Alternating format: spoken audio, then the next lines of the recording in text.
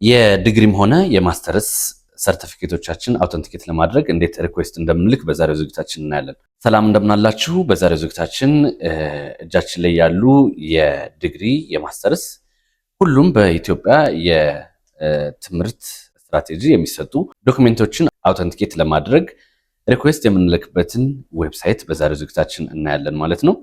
ቀጥታ የኮምፒውተራችን ብራውዘርን ከፍተውና ዌብሳይቱን ነው የምንገባው neta.gov.et ሪኩዌስት ቬሪፊኬሽን ዌብሳይቱ ማለት ነው። እሱን ኢንተር እናደርገዋለን ማለት ነው። ቀጥታ ይሄ ዌብሳይት ሁሉንም ያሉን ሰርቲፊኬቶች አውተንቲኬት ለማድረግ ሪኩዌስት ለተቋሙ ሪኩዌስት የምንልክበት ዌብሳይት ነው ማለት ነው። ይሄው እነዚህ የሚነበቡ ናቸው። ከሀገር ውስጥ የተገኙ የትምህርት ማስረጃዎችን ለማረጋገጥ መሟላት የሚገባቸው መስፈርቶች ይላል።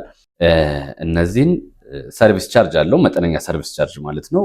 እነዚህን ወደ 8 የሚደርሱ መስፈርቶች ካነበባችሁ በኋላ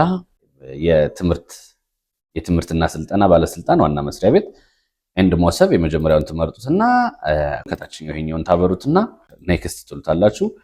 ከዛ ፋይዳ አይዲ ይጠይቃችኋል። ፋይዳ አይዲ የሚጠይቃችሁ የፋይዳ ነምበራችሁ ስታስገቡ ኦቲፒ ይላክላችኋል። ያን ኦቲፒ ነምበር ከታችኛው እዚህ ጋር ኦቲፒውን አስገብታችሁ ቬሪፋይ ኤንድ ጌት ኢንፎ ስትሉት ቀጥታ ከፋይዳ የሰጣችሁትን መረጃ ሙሉ መረጃችሁን ፊል ያደርግለታል ማለት ነው። ሙሉ ስማችሁን ያላችሁን እዛ ጋር የሞላችሁትን ስታተስ እዚህ ጋር ይሞላላችኋል ማለት ነው። ከዛ ኤዱኬሽናል ኢንፎርሜሽን እዚህ ጋር ይጠይቃችኋል። የአፕሎድ የምታደርጓቸው ዶክመንቶች አሉ።